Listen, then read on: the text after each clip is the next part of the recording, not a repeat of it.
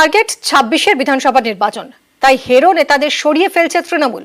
লোকসভা ভোটে যেসব এলাকায় তৃণমূল পিছিয়ে রয়েছে সেই সব এলাকার নেতাদের আর দায়িত্বে রাখছে না ঘাসফুল নেতৃত্ব।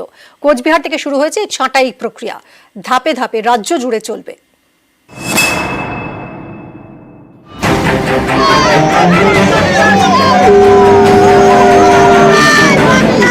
পাখির চোখ ২৬-এর বিধানসভা ভোট, তাই এখন থেকেই কোমর বেঁধে আসরে তৃণমূল শুরু করে দিয়েছে ছাঁটাই প্রক্রিয়া।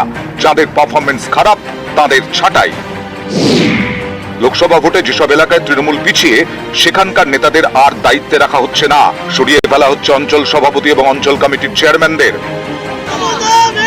২৪-এর লোকসভা ভোটে বাংলা জুড়ে সবুজ সুনামি।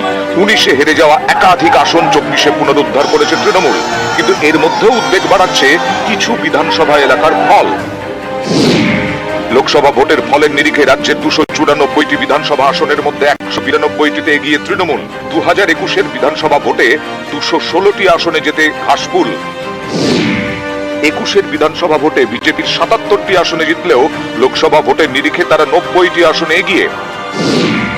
আর ২১-এ কোনো আসন না পাওয়া কংগ্রেস এবার ১১টি বিধানসভা কেন্দ্রে এগিয়ে। সিপিআইএম ২১-এ ছিল শূন্য, এবার এগিয়ে একটি বিধানসভা আসনে।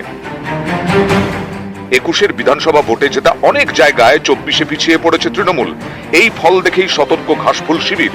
২৬-এর ভোটের দিকে তাকিয়ে এখন থেকেই তারা কড়া।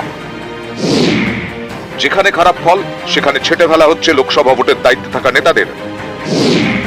অঞ্চল স্তরে নেতাদের ব্যাপক রদবদল করা হচ্ছে, কারণ এই তৃণমূল স্তরের নেতাদের ওপরেই বুথের ফল নির্ভর করে।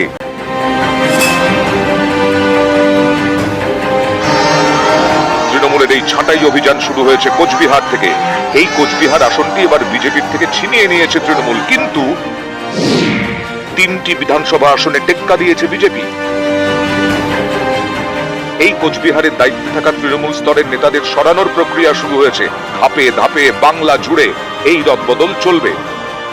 দলের একেবারে অভ্যন্তরীণ সাংগঠনিক কিছু বিষয়, দল সারা বাংলায় বিভিন্ন অঞ্চলের ভোটের গতি প্রকৃতি, ভোটের বিশ্লেষণ, পরিস্থিতির মূল্যায়ন যথাযথভাবে শুরু করেছে এবং তার পরিপ্রেক্ষিতে সাংগঠনিকভাবে যদি কোনো প্রক্রিয়া চালানো থাকে সেই কাজ চলতে থাকবে।